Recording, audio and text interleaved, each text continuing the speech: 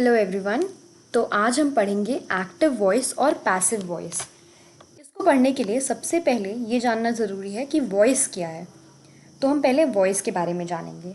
अगर मैं कहती हूँ आई एम ईटिंग एन आइसक्रीम, इस सेंटेंस में आई जो है सब्जेक्ट है। सब्जेक्ट और ऑब्जेक्ट के बारे में आपको पता होगा। आई सब्जेक्ट है और आइसक्रीम ऑब्जेक्ट है। इसको किसने जोड़ा है? एक वर्ब ने। आई एम ईटिंग, ईटिंग जो है वर्ब है। तो अब हम आगे एक्टिव वॉइस और पैसिव वॉइस पढ़ेंगे। सबसे पहले हम आते हैं वॉइस पर। वॉइस दो तरीके की होती है। जब सब्जेक्ट कोई एक्शन कर रहा है, जैसे कि इसी सेंटेंस में मैं जो हूँ आइसक्रीम खा रही हूँ, मैं सब्जेक्ट हूँ और मैं आइसक्रीम खा रही हूँ, मैं एक एक्शन कर रही हूँ। और दूसरा तरीका क्या है? जब एक्शन जो है वो सब्जेक्ट पर किया जाता है, जैसे कि ice cream is being eaten by me. इसमें क्या होगा? एक्शन जो है वो पहले आ जाएगा, ऑब्जेक्ट जो है वो पहले आ जाएगा और फिर एक्शन आएगा और फिर सब्जेक्ट आएगा। Ice cream is being eaten by me, तो इसमें हम बाय लगा देते हैं ज़्यादातर सेंटेंसेस में। ये दो तरह के हो गए, I am eating an ice cream and ice cream is being eaten by me. ये हो गया वॉइस। अब जो पहली वॉइस है वो है active voice. Verb expresses the action of the subject upon the object.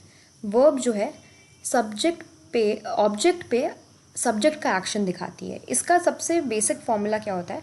इसमें सब्जेक्ट होगा, फिर वर्ब होगा और फिर ऑब्जेक्ट होगा। जैसे कि I am eating an ice cream, I am dancing. I जो है सब्जेक्ट है, डांसिंग ईटिंग वर्ब है, ऑब्जेक्ट जो हो गया वो लास्ट वर्ड आ जाएगा आइसक्रीम।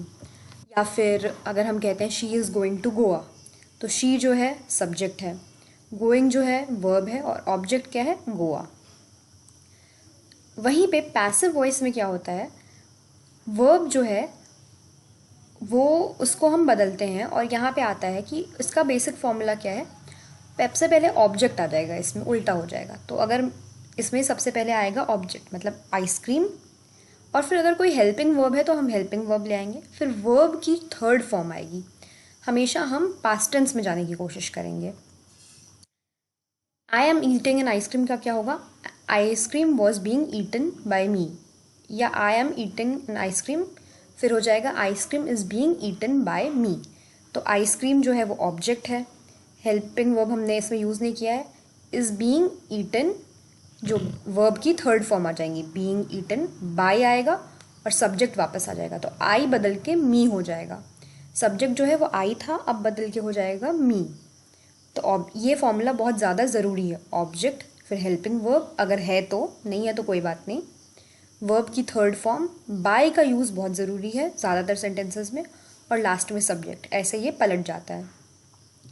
अब हम आगे देखेंगे कुछ एग्जाम्पल्स। जैसे एक्टिव वॉइस में अगर मैं कहूँगी आई क्लीन द रूम, तो पैसिव वॉइस में क्या हो जाएगा? आई को हम मी में बदल देंगे। जो सब्जेक्ट आई था वो अब लास्ट में पहुंच जाएगा, मी आ जाएगा एंड में, और क्लीन रहेगा बीच में ही, और जो ऑब्जेक्ट था रूम जो था वो सबसे पहले आएगा। क्योंकि हमने देखा है पैसिव वॉइस का क्या फॉर्मूला है? ऑब्जेक्ट सबसे पहले, फिर वर्ब की थर्ड फॉर्म, फिर बाई और फिर सब्जेक्ट।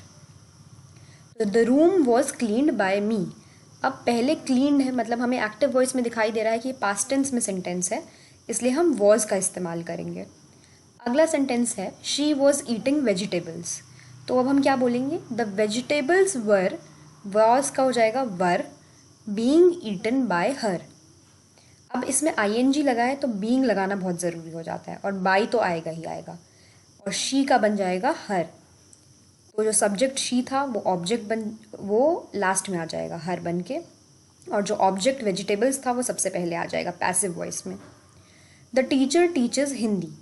अब हिंदी जो है ऑब्जेक्ट है एक्टिव वॉइस में, लेकिन हिंदी को पैसिव वॉइस में हम सब्जेक्ट सबसे पहले ले आएंगे फॉर्मूला के हिसाब से। तो हिंदी इज़ बीइंग, क्योंकि टीचर्स बोल रहे हैं मतलब अभी वो पढ़ा रही है, कंटिन्यूस सेंटेंस है। तो Hindi is being taught, teachers का वर्ब का थर्ड फॉर्म क्या होता है? Taught by the teacher, by आ जाएगा।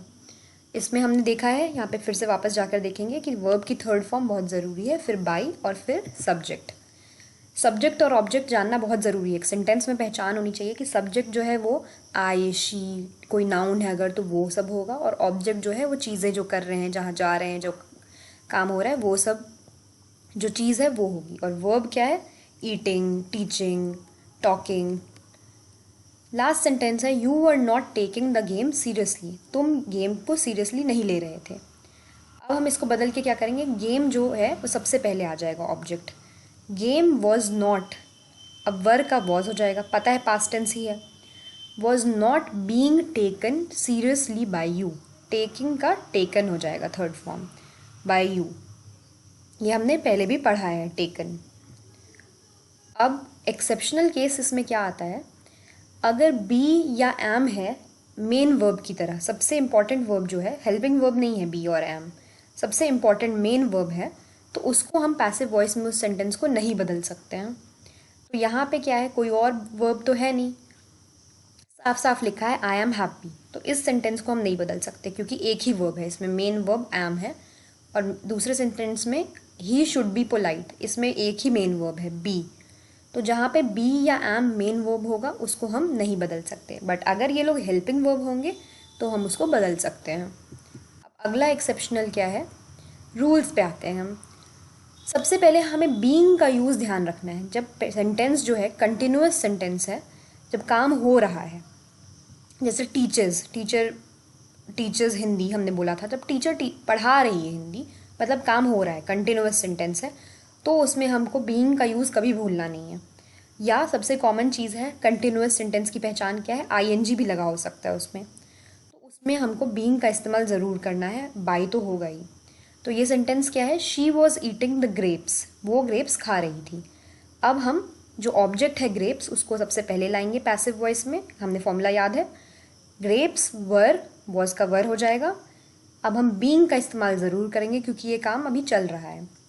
बीइंग ईटन, ईटन का थर्ड फॉर्म क्या है वर्ब का, ईटन, बाय यूज़ करेंगे फॉर्मूला के हिसाब से, और शी का हो जाएगा हर, तो जो सब्जेक्ट है वो आखिरी में आके हर बन जाएगा, वही सब्जेक्ट ही रहेगा। अब हम अगला रूल देखते हैं, do not forget to use the preposition. Preposition का इस्तेमाल पैसिव वॉइस में अगर हमने करना है तो हम नहीं भूलेंगे। अगर एक्टिव वॉइस के जस्ट बाद कोई प्रेपोजिशन आ रहा है, at, in, on, above, below, in between, ये सब चीज़ें अगर आ रही हैं, प्रेपोजिशंस आपको पता होंगे, अगर हम एक्टिव वॉइस में वो था तो हमको पैसिव वॉइस में उसको ज़रूर लिखना है। They are laughing at you, ये है एक्टिव वॉइस, क्योंकि इसका जो दे है वो सब्जेक्ट है, यू जो है वो ऑब्जेक्ट है यहाँ पे। तो जब हम इसको पलटेंगे, पैसिव वॉइस बनाएंगे, तो यू जो ऑब्जेक्ट था वो अब सब्जेक्ट बन जाएगा। You are being laughed at by them, laughing का third form laughed, by use होगा।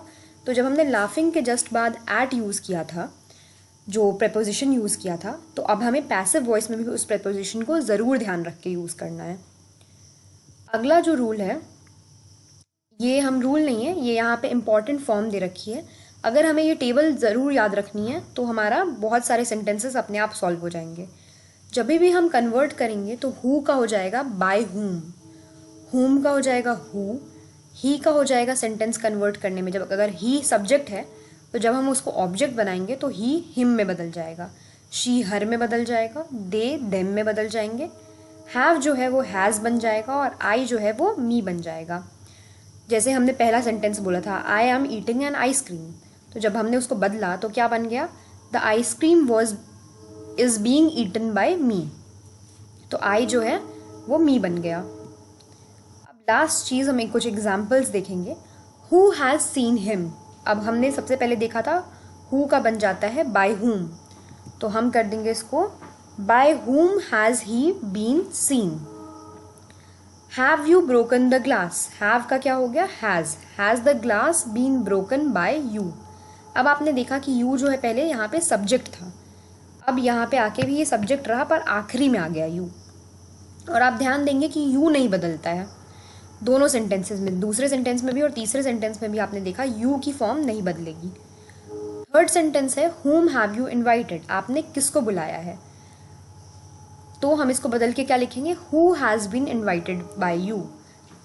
ठीक है, अब whom का यहाँ पे whose हो जाता है, have का has हो जाता है, been तो लगाना ही है क्योंकि कंटिन्यूअस सेंटेंस है।